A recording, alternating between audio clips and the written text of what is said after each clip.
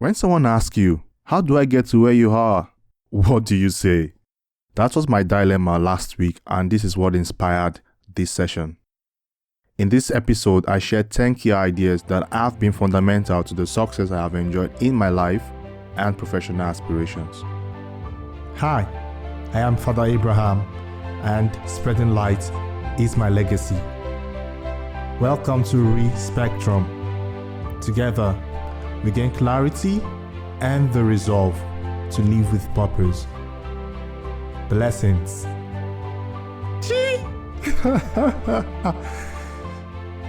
We're going to be having a great time today.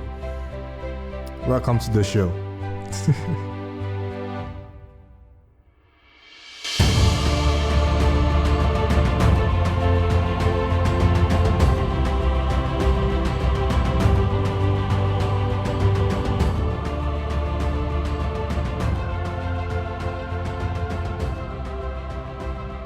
Hello and welcome to episode 4 of Respectrum.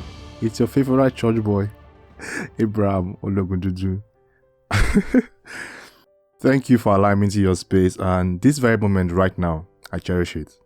So if you've been following me for a while or following my story for a while, whether through this podcast or any other channel, you may already know that I am 25 years old and I sort of began my leadership journey approximately 10 years ago.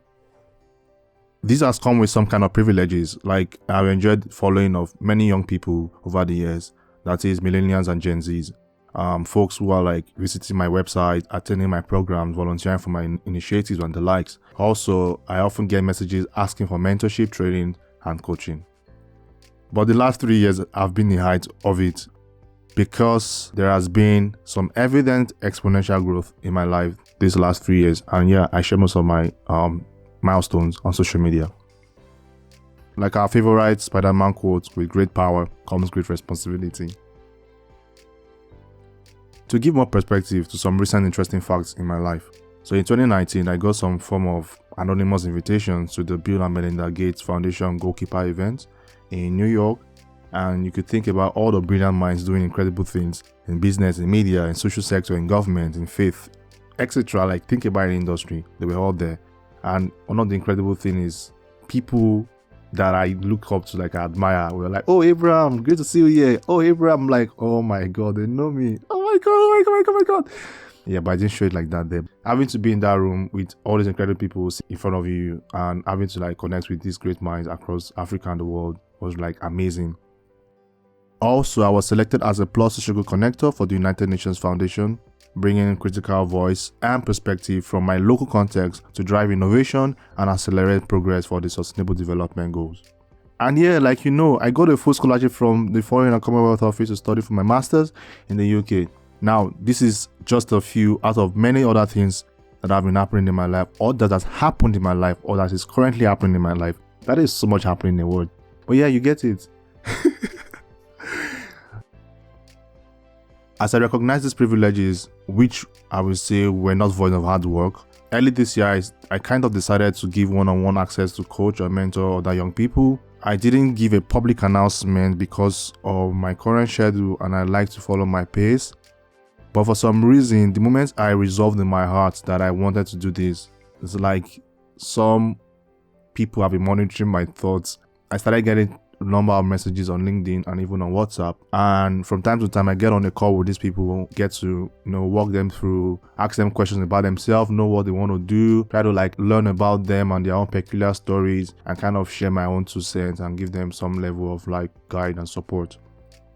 But the interesting thing is, when I get on the call, I get questions like, please, can you tell me your story in more details? Like, do I have to like repeat these things over and over again? But I get it. New people discover you at different times in your life and they want to like learn about you. Yeah, my website is there. I have my about page. I update it from time to time. But yeah, people want to like know more about you. They are curious to really find out if there's any special secret that I'm leaving out, or any special secret they can actually discover from my story. Yeah, I get them asking those questions all over and over again, but it can be very tiring, honestly. So the latest message came in last week from a young lady from Ghana, and what thrilled me was how she crafted her message after we exchanged pleasantries. So she said, so we went back and forth, like, how are you doing? Nice to meet you. You know, all those things we do when we connect with new people. Next thing I knew was she's saying, I want to get to where you are. What is the recommended roadmap, please? Smiley emoji. And forever I'm like, what? That is the most direct question I have ever gotten this year on professional development. I actually acknowledge that we all have different stories and journeys, but with the benefit of hindsight, I have noticed patterns and principles that I have repeated and have replicated over and over again that have contributed to my progressive growth as a young person. Let me give you a quick fact about me. I actually feel weird talking about accolades, achievements, and all those things. And from time to time, in different settings and different places I travel to, I often get accused of not telling people who I am and my story, or people say I pretend like I don't know anything when I get into a particular place. Not because I'm forming any form of superiority, but guys, I don't know. But again, I think to myself, like, I share my story, I talk about it on social media to the best that I can. I enjoy sharing my experiences, but really, I don't really like going into all those details of where you've been to and the things you've achieved. I just want to like share insight, and that is it. You get it? I don't know. Probably it's something I need to really work on. Or like, yeah, we're all like work in progress. So yeah, I'm going to think about that more. I'm not saying I don't like people giving me credit, right? And neither will I support people taking someone else's credit or people taking credit for my own effort or not acknowledging good stuff when you know it. You get it? In the grand scheme of things, I am not my credit, and I am much more than those things that I've sort of achieved. And that might explain why I would just introduce myself as Abraham and allow time to reveal all other things that come with my name or comes with the name. Again, disclaimer, this doesn't apply to when I attend strategic meetings or events. Like, yeah, I'm committed to selling my market, but you get what I'm trying to say. So to cut the long story short, what I'll be doing next is sharing briefly 10 important ideas from my journey that can guide you in accelerating your professional or life aspirations. I do really hope you find it useful.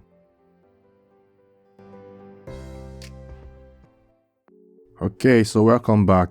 So I have come to realize and understand that when people ask these questions, what they're trying to say is, oh, I think I've been working so far and I really want people to recognize my work, or I want to grow the visibility of what I do and get more people to see what I'm doing. Not for the sake of like validation, but everybody desire that their work gains some kind of wider reach, and our work, we get to places where people will recognize what we're doing, and in a way it also has an impact on how we grow in our career or our life aspirations. The other aspect I think people want to know is, oh, I have these ideas and these dreams, I have those things bottled up within me, but I'm not sure how to navigate through the process and like take it from just an idea or just a nudge to something that is like remarkable, global, and visible to everyone. So based on my experience, these are the two groups of people who I have come to interact with. Those who are already on their path or on a particular path and they're looking forward to like scale up or accelerate their work. Yeah, scaling up is like relative, because even myself, I'm trying to scale up, but at the stage where they are, they want to scale up, they want to like take their work to the next level. And there's this other group of people who really are at the very bottom of their career. Maybe they have ideas and they're looking forward to taking themselves from that place where it's just an idea to something tangible and visible to everyone. I'm going to walk you through my own process from when I was 16. So the first thing I'm going to say is follow your internal sparks and curiosity. Everything that I am becoming started from my internal sparks and curiosity. I was curious about myself, about what could be better with my life. And I was curious to seek for light, to seek for something better, to try to like come out from that space where I was. And in my curiosity, I found Jesus, I gave my life to the Lord, and I became like a new person.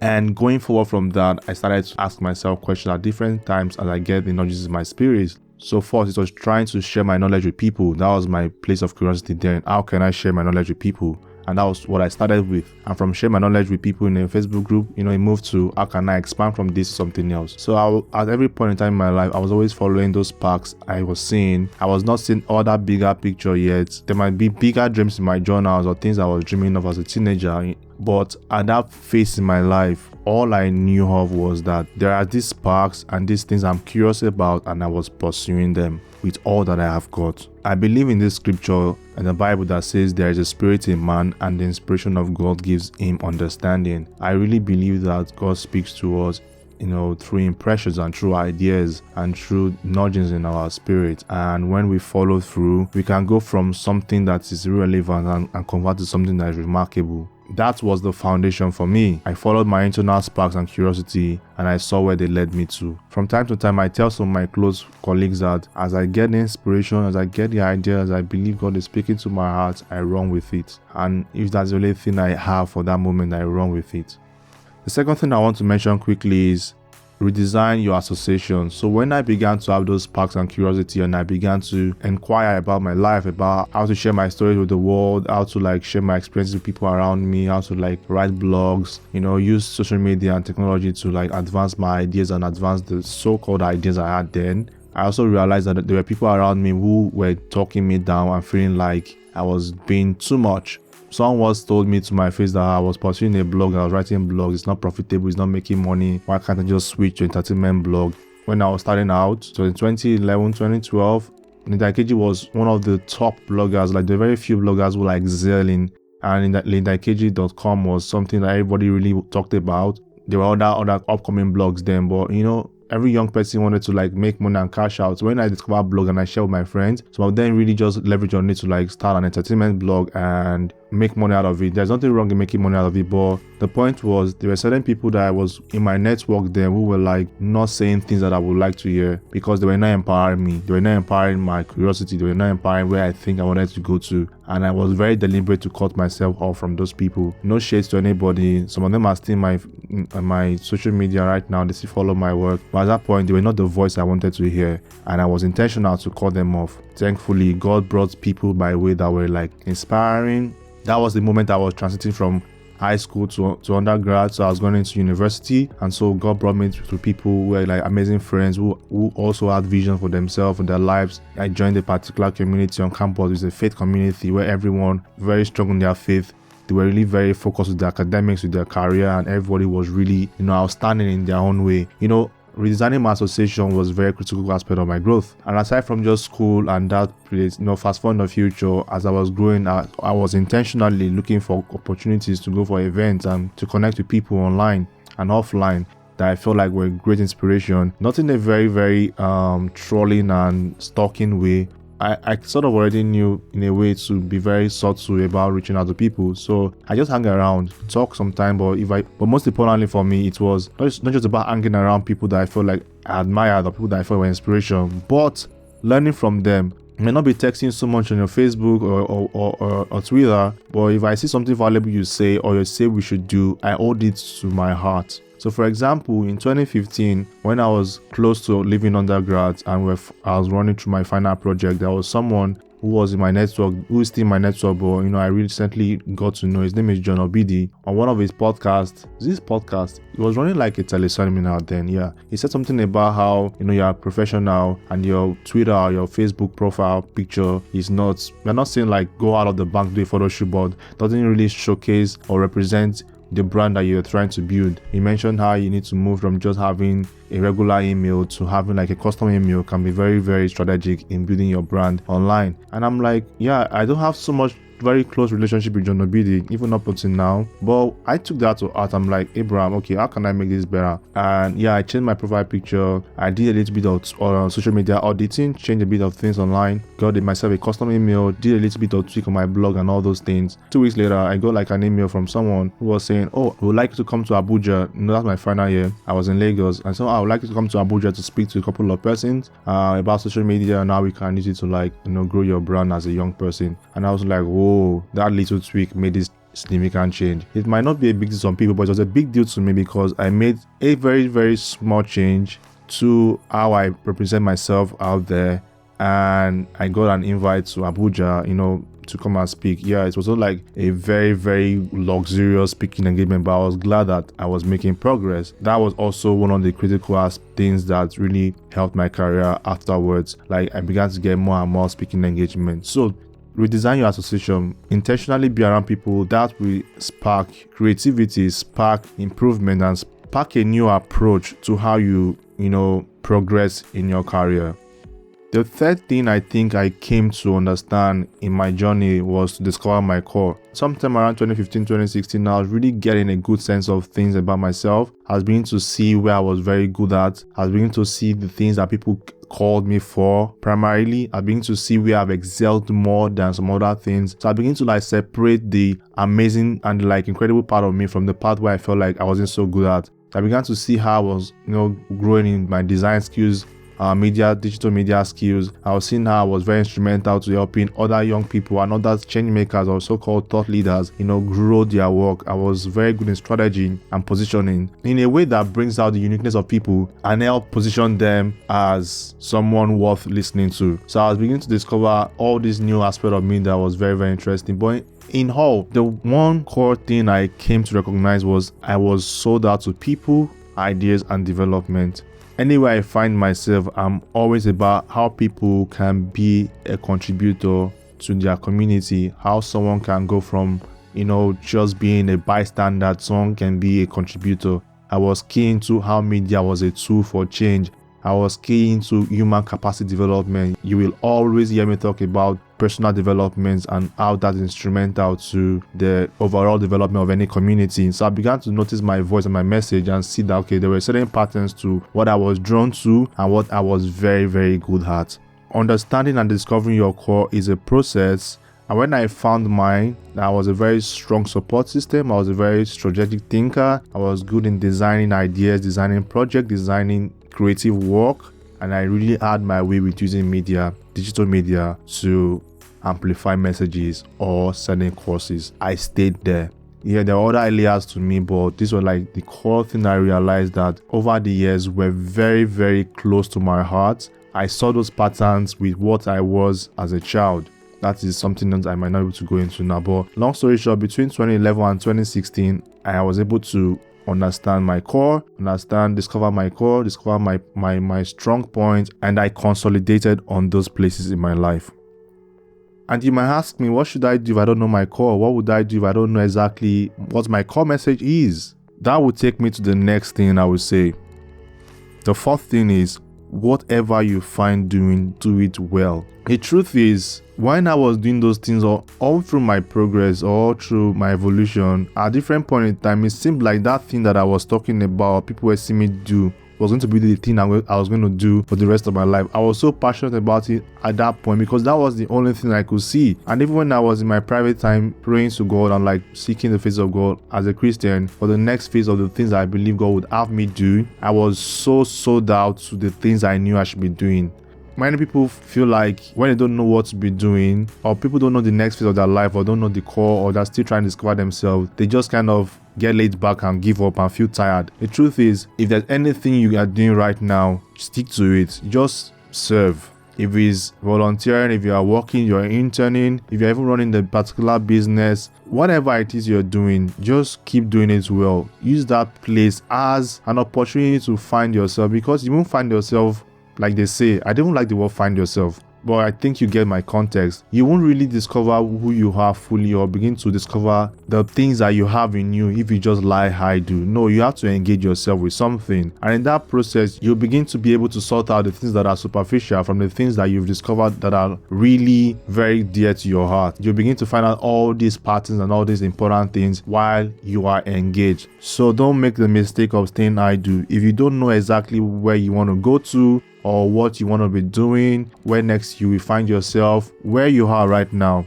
be diligent and serve with all your heart, with excellence, with commitment, with devotion. And trust me, you will find incredible things, and you will, from there will be a tipping point that you will know that, okay, this is the next thing that my heart is drawing to, or this is the next thing that I'm going towards. And when you eventually find your core, you will know. For me, I found my core at a very, very young age, so I'm privileged and I'm grateful for that. because that helped me maintain focus. When I found my core, when I discovered what my core is and what I believe is very essential to my heart, and I've seen it over and over the years that it is very, very core to me. Every other thing I'm doing, I call them expressions, whether I'm running an NGO, whether I'm running a business, whether I'm speaking or writing a book, or even recording a podcast like this. I see them as an expression of the fundamental person I am and a fundamental message that I think I have for the world. I won't define myself by the podcast or by other things that I do, because I feel like they are branches. I'll define myself by who I think I am fundamentally on my inside. For everyone, it's a different process, but give yourself to that process by serving. The fifth thing I would say is stop chasing every shining object. I might be throwing shades, but even in my career growth and my life journey so far, I've had many people I've come in contact with, colleagues who I felt like, oh, we're going on the same journey, on the same path. Before I know it, they just jump on something else. Many of them are still jumping from one thing to another thing. There's no clear pathway or clear track record that they've built. I have many things I can do, right? But I don't see the things I can do as my purpose. I see the things that I can do as instruments and tools. So one of the things I realized is many young people jump on things because it's the next big thing. You know, if it's fintech, you jump on fintech. If it's NGO, you jump on NGO. People start things because they think it is the trendy thing. When they follow the trends, you see inconsistency and you don't seek sustainable growth, or what they call progressive consistency. If you're a young person, please, I know that fear of missing out, that if I don't jump on this thing, I might not be relevant. But trust me, those who have staying power in what they are doing honestly excel more than people who jump from one thing to another. And I'm a living witness. I have evolved over the years, but you will find consistent track record of the things that I've given myself to. You can switch career, fine, but switching career every 1 year definitely will not take you anywhere. Ask yourself critical questions when you are starting new things, when you are participating in something new, when you are trying to join a new course. Do I have a why for this? Or I'm just jumping on this because I think it's the next big thing. Don't follow buzzwords, don't follow trends. Try to have a stance and define your own path. That has been one of the secrets to my own growth. I know that I don't jump on trends. Sometimes I'll be missing in action for a while, but when I come back on the scene, it's definitely something unique and different because I spend enough time with myself to dig out treasures from my inner being. And we spoke about reflections and how to look within with my friend Zoe in the last episode, so you can check that out. On my number 6 is slam excuses out your door. Many young people give excuses. One thing I think I learned early enough, when I mean early, should be as young as 17 or 16, 17 that time, is how excuses are very, very dangerous to one's growth. I would rather say own up for my inconsistencies and my ignorance and look for ways out than giving excuses as to why I'm not doing certain things. I might acknowledge my limitations and acknowledge the fact that, okay, I'm not doing this thing because of this. But I will not sit there. I will be like, okay, I want to look for a way out. Young people should be very resourceful in the sense that you might not have all the things you need, but with what you have, start with something. Seek to be resourceful with whatever you have and wherever you are. I didn't have a smartphone at 15. I didn't have a laptop. I didn't have enough money to learn coding. All I had was, what's my stipend in a week? I don't have the figure right, but I know I had a very, very, input in Naira. So if I look at my stipend or my pocket money in a week at 15, 16, that would be 200 Naira, which is less than £1. Yes. But I had a Nokia C1, a very, very funny Symbian phone that time. Very small phone. And that was all I had. But I chose to be resourceful with what I had. I would type 2,000 words with my phone, with those small keypads. I was so good with typing that even the letters on the keyboard began to fade off. If I was looking for having not the best gadgets and all the things I needed to start off, I would not be where I am today. And many people many young people compare themselves with who they see online. They want to be sophisticated, they want to have all the gadgets, they want to go to all the best places. And they fail to realize how much sacrifice is needed for you to experience growth. You can't grow without sacrifice. You can't grow if you don't learn to be resourceful with what you already have. You might say that, Abraham, you don't know what I'm going through. Trust me, I've seen tough times. I've spoken about when I was broke and I trekked for hours I've spoken about that in my last episode.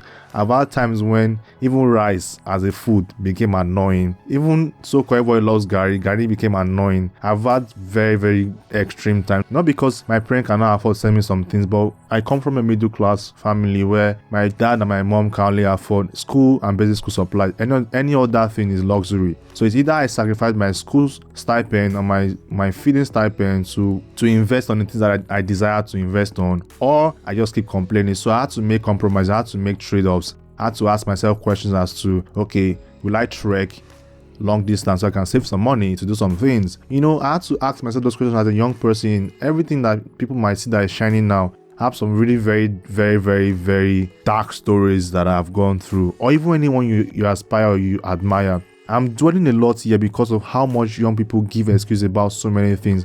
And I have a memoir that I published in 2017 where I debunked 30 excuses that young people give, and you can check my show notes for that link. The number 7 is choose responsibility. If you slam out excuses, what you are telling yourself is, I choose to be responsible for my life. I choose to be responsible for the outcomes of my life. I might not have power over my environment, over my upbringings, over the things that maybe finances, my socioeconomic status, my race, my gender, my ethnic group, whatever place you find yourself that you might think you are a minority, or you've been discriminated, or you are disadvantaged, or you are underserved. You might not have power over any of those things, but if you want to move your life forward, you need to have a resolve in your mind that I'm going to be responsible. Trust me, it's going to be hard. There'll be times where you want to just blame the system. But if you keep blaming the system, keep blaming things around you or people around you, you are giving out your power to someone else, and you are denying yourself the right at the agency to move your life forward. So it's very essential for you to take responsibility for everything that happens to you. If I make a goof, if someone trusts me and I make a mistake to probably soil the trust, probably I didn't know, I didn't intend to, I won't give excuses and say, I didn't know, I thought this. Now I will say I take responsibility, I own this, I take responsibility for this action, and I will do this. I'm sorry. Like, I will never, and I have never, and I will stop. I have never in a long time given excuses for something that I know I can take ownership for. It is so easy for you to blame things, but if you keep blaming things, then you will be so blinded to what you can do to move yourself forward. It is not as straightforward as I'm saying, but trust me, it pays a lot more when you choose to be responsible. You have the ability to respond and not react. Reacting is throwing blames. Reacting is giving excuses. Reacting is blaming the system. Reacting is just sitting idle and waiting for someone to come and help you. Speaking of waiting for someone to come and help you, my number 8 is get your ass working and learning. From time to time again, I get emails from young people who are like, oh, I want you to mentor me, I want you to take me through this process, and I first ask them, can you work? That sounds like slave trade or something, but no, I just want to know if you have the passion and the commitment to give yourself to working. Nothing comes easy. No one will hand over something to you on a platter of gold. You need to really give yourself to hard work and commitment. You need to read your books. You need to do your homework. You need to study. You need to own your skills. You can't spend hours watching Netflix or hanging around friends for no reason and expect something to happen in your life. No, you have to make choices and compromises. You have to ask yourself, what really matters to me? I've not told many people this thing, but one of my dreams and desires is to really work my ass off for the next 10 years so I can retire by 35 years old. By 35, I think I want to retire. I don't know how that's going to work because I'm a very, very active person. But my point is, by 35 years old, I want to get to a point where if I don't work for the rest of my life, I have enough money or enough system in place to keep me going. I'm saying this to encourage and to crave someone's indulgence out there, to crave your indulgence that you need to get your ass working. You need to learn. Give yourself to study. Give yourself to personal improvement. Own your skills. Talent is it's not enough. I can count sleepless nights where I'm like learning how to write, taking up courses. That is one of the key things I have learned in my growth, is how powerful hard work can be. There's this debate of what it means to work hard and what it is for you to work smart. But the truth is, I'm not here about the debate of smart work or hard work. What I'm trying to say is, ask yourself the question, am I really giving my 100% into what I believe is my goal?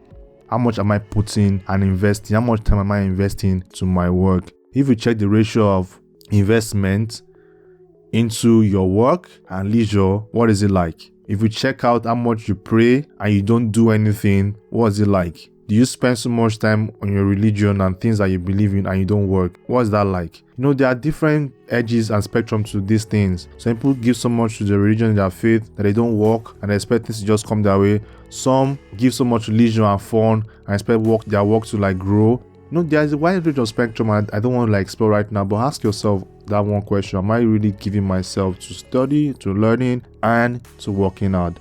People just scroll through Instagram and just think that things will come to them. Because you have a smartphone and you have data. Guys, wake up. Speaking of waking up, on my number 9 is divorce entitlement mentality. Yeah, I'm for young people and social change. I'm for young people and inclusion. I'm for inclusion in society, young people's voice being heard, gender equality.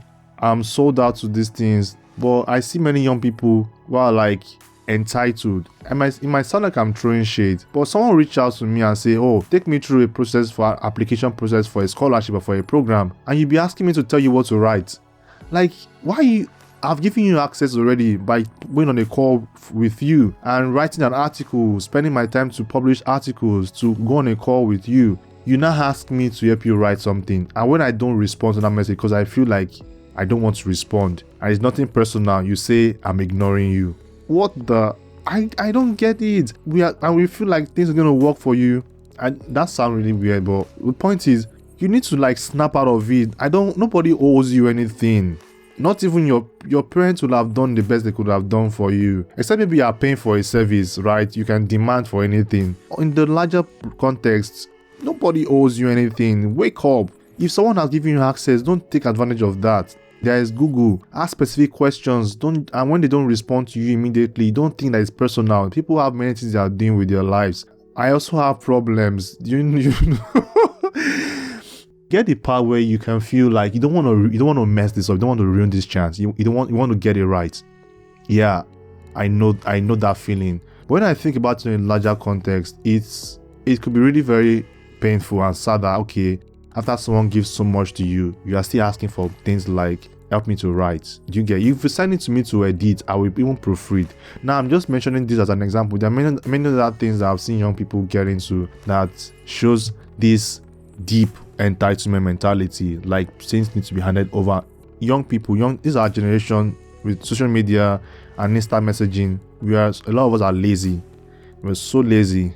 And I will say the truth because I know I am a young person and I've seen conversations among people.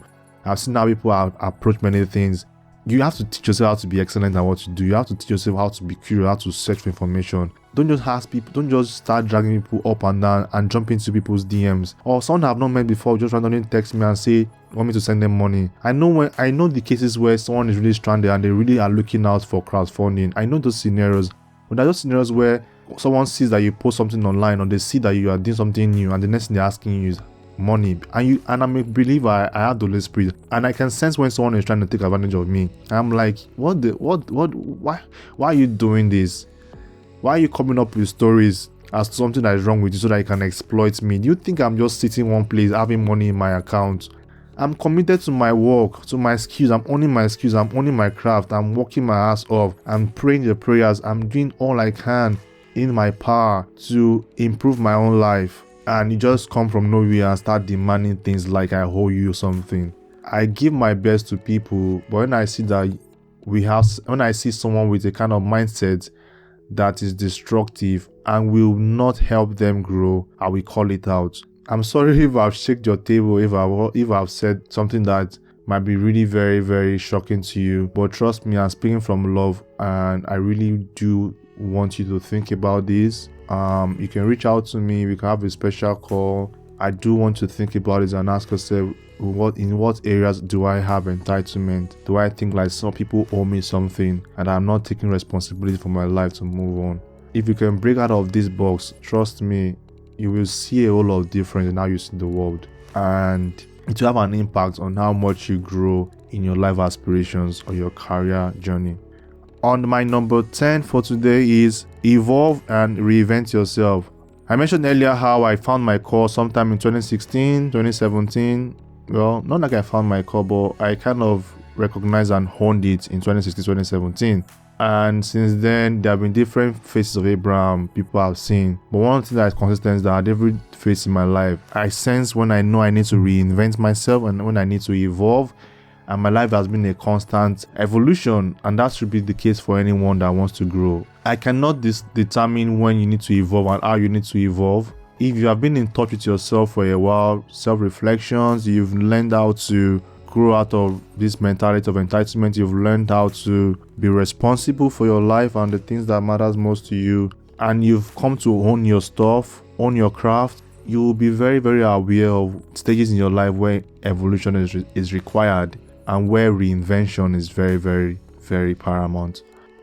One important thing I want you to know is if you don't learn to evolve and to reinvent yourself, your talents will just become irrelevant. And yeah, speaking about talent, let me speak to talent a bit quickly.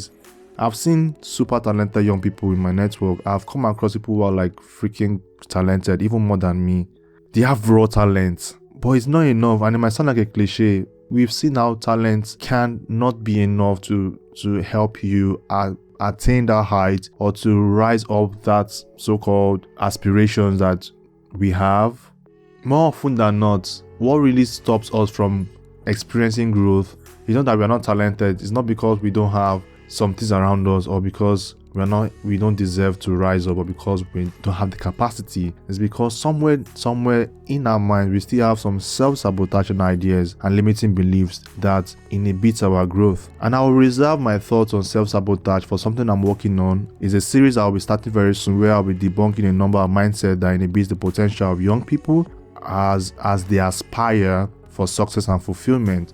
On a broad view, I just wanted to look deeply into the things I've said and look beyond your talents and your ideas and your dreams and see how the person that has this talent and the skills can be better. If you become better as an individual, you have the leadership skills and the capacity to grow yourself. But if you don't invest in personal leadership, in personal growth, then you won't have the skill sets and the capacity to convert your raw talent and your ideas into something that the world will recognize. This is a very, very basic expression of this thing that I've mentioned. I could go more into relationship, into strategic planning, and I think I will spend more episodes to go deep into all these things. But for now, I want you to really ask yourself questions and go through these phases. What are your internal sparks and curiosity? What are my current association, my friends, my community? Who do I associate myself with? What is my core? How do I go on a journey to find my core? What can I do well? What is currently in my hands that I can do well? What are the opportunities I currently have now that I can commit myself to?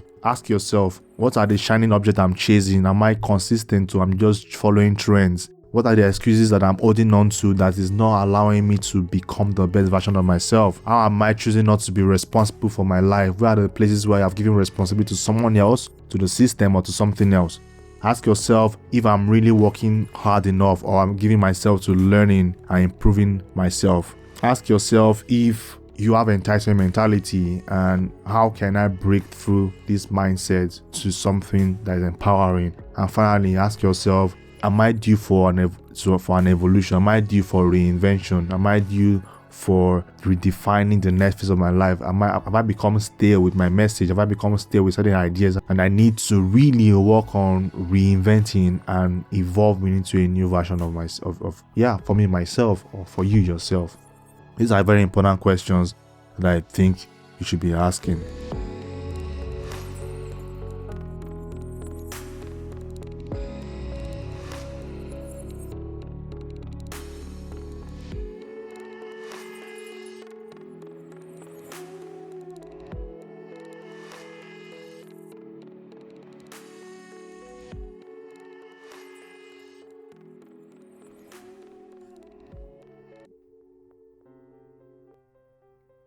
Hi. As I was going through that session, I felt I was speaking to myself in some areas. I found applicable wisdom from my own words that I believe I will be looking into for this phase of my life. I also hope you find it valuable spend of your time. Don't forget my free resource on excuses called 30 Days No Excuse Challenge, where I debunked 30 common excuses young people give to support why they are not living their dreams. This is completely free. I'm not even taking your emails. I'm just gonna just putting it out there. It's something I did in 2017. It was a memoir I wrote in 2017 for 30 days. And I just want to give it out. So head on to abrahamologututu.com/podcast to access the show notes of this episode. And you can find the link there. Thank you for listening to this episode of Respectrum. If you find this really useful, please share the podcast or tell a friend about it. If you would like to learn more about me, visit me at www.abrahamologututu.com or follow me on Instagram at @IamOAbraham. Till we see you again the next time, don't forget that together we are unstoppable.